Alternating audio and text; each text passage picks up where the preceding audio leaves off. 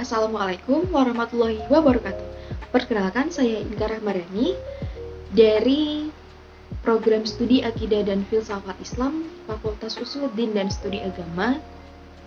Sekarang semester 6, kelas A. Nah, video kali ini adalah video tugas UTS mata kuliah Islam dan Gender. Mata kuliah yang sangat menarik. Sebelumnya, kalian pernah dengar nggak sih pertanyaan yang kayak gini? Katanya Islam adil, tapi kok perempuan selalu disuruh nurut? Kenapa sih perempuan gak boleh jadi pemimpin? Islam itu sebenarnya dukung kesetaraan gender gak sih?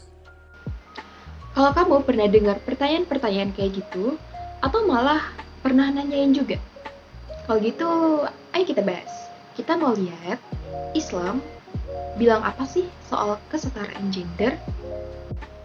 Yang pertama, bagaimana sih konsep gender dalam Al-Quran? Gender itu buatan manusia kan? Terus, Islam atau Al-Quran peduli gak sih soal hal itu? Jawabannya, ya benar. Kalau gender itu adalah buatan manusia atau konstruksi sosial.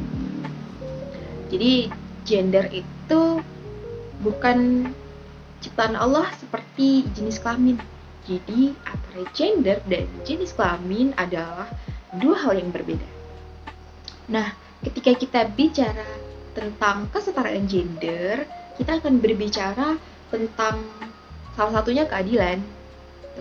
Jadi, Islam lewat Al-Quran juga berbicara soal keadilan, salah satunya dalam Al-Quran surah An-Nahl ayat 27.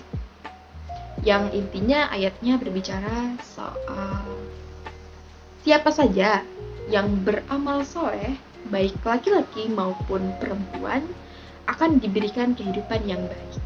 Artinya, Islam memandang seseorang itu bukan dari gendernya, tetapi dari iman dan amal solehnya. Terus ada lagi nih pernyataan yang perempuan dalam Islam itu cuman lengkap aja. Sebenarnya kalau kita lihat sejarah perempuan dalam Islam, itu faktanya beda banget. Karena pada zaman Nabi Muhammad SAW, perempuan contohnya seperti Khadijah radhiyallahu anha, beliau adalah seorang pengusaha sukses dan menjadi pendukung utama dakwah Nabi pada masa itu. Kemudian Aisyah radhiyallahu anha, beliau menjadi rujukan utama dalam hadis dan fikih. Dan banyak juga perempuan pada saat itu mengikuti perang, yang ikut andil dalam perang, kemudian ikut masuk ke dalam dunia politik dan kepemimpinan. Jadi, pada zaman Nabi aja perempuan punya peran yang besar dan peran perempuan tidak dibatasi. Seharusnya kita melanjutkan itu. Tapi pada kenyataannya masih banyak sekali peran perempuan yang dibatasi. Ada lagi nih pernyataan yang bilang Laki-laki kan pemimpin, berarti lebih tinggi dong. Jawabannya nggak gitu juga. Karena laki-laki disebut qawwam atau pelindung dan penanggung jawab, bukan atasan. Dalam Al-Quran surah At-Taubah, Allah mengatakan bahwa laki-laki dan perempuan adalah penolong satu sama lain. Artinya, perannya boleh beda, tetapi nilai dan kedudukannya tetap sejajar. Ada lagi nih diskriminasi yang bilang kalau udah dari sananya perempuan mah gak usah sekolah tinggi-tinggi.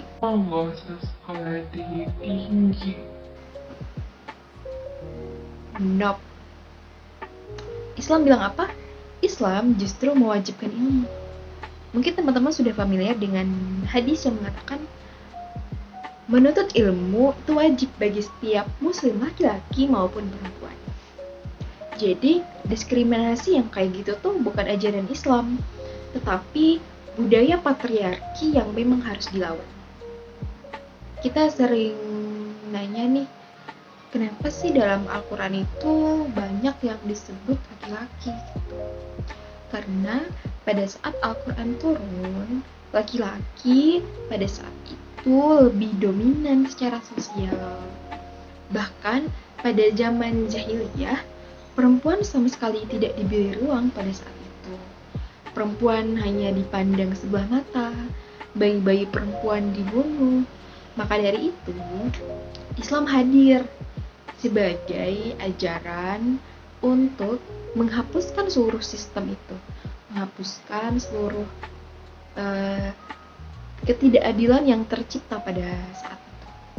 Jadi intinya Islam itu mendukung kesetaraan gender.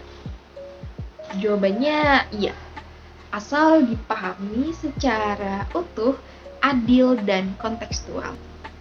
Bukan soal siapa yang paling berkuasa, tapi soal siapa yang paling bertanggung jawab. Tugas kita hari ini adalah pahami, suarakan, dan wujudkan Islam yang adil soal gender. Oke, sekian dari aku. Wassalamualaikum warahmatullahi wabarakatuh.